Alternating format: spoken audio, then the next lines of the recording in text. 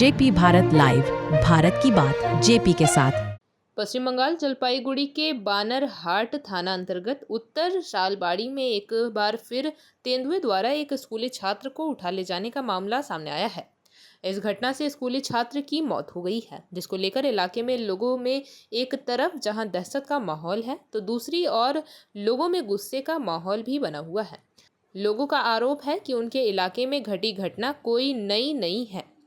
इससे पहले भी कई घटनाएं घट चुकी है, पर इन घटनाओं के ऊपर कोई ठोस कदम वन विभाग द्वारा नहीं उठाने के कारण एक बार फिर इस तरह की घटना घटी है और एक छात्र की जान चली गई। वहीं इलाके में बनी तनावपूर्ण स्थिति को देखते हुए पूरे दिन पुलिस और वन विभाग की टीम के अलावे एसडीपीओ ने मोर्चा संभाले रखा और तेंदुए को पकड़ने के लिए तैयारी की जा रही है। घटना হয়েছিল কি একটা ওই আপনার লেপার্ড একজন ছোট বাচ্চাকে একটু অ্যাটাক করেছিল, যার জন্য ওই বাচ্চা একটা ঘায়েল হয়ে পড়ে মারা গেছে। তো ওই জন্য গ্রামের বাসীরা একটু বিরক্ত ছিলেন। তো আমরা এখানে এলাম আমাদের টিম সাথে, আর ফরেস্ট ডিপার্টমেন্টও এসেছে, আর এখানে বাদবাকি গ্রামবাসীরা ছিলেন।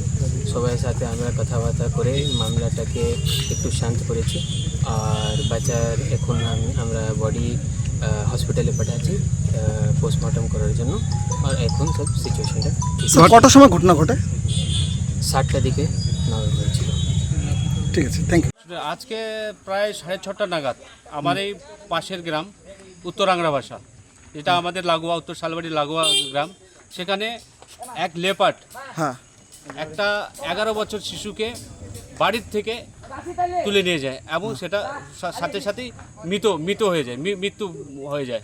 এই যে শুনেন, বন দপ্তর থেকে বলবো কি, বন দপ্তরের মতোই কাজ করে, আপনারা জানেন, ঠিক আছে।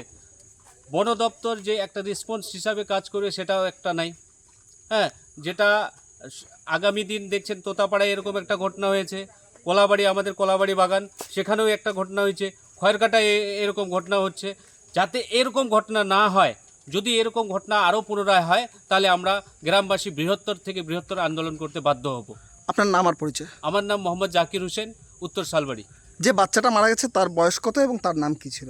বাচ্চাটার নাম হচ্ছে আলামিন রহমান, বয়স 11 বছর।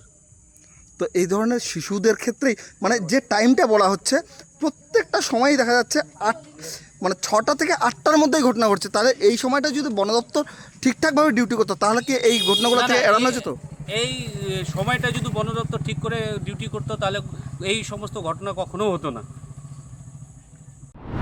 जेपी भारत लाइव, भारत की बात जेपी के साथ। वीडियो को लाइक करें, शेयर करें और चैनल को सब्सक्राइब करें।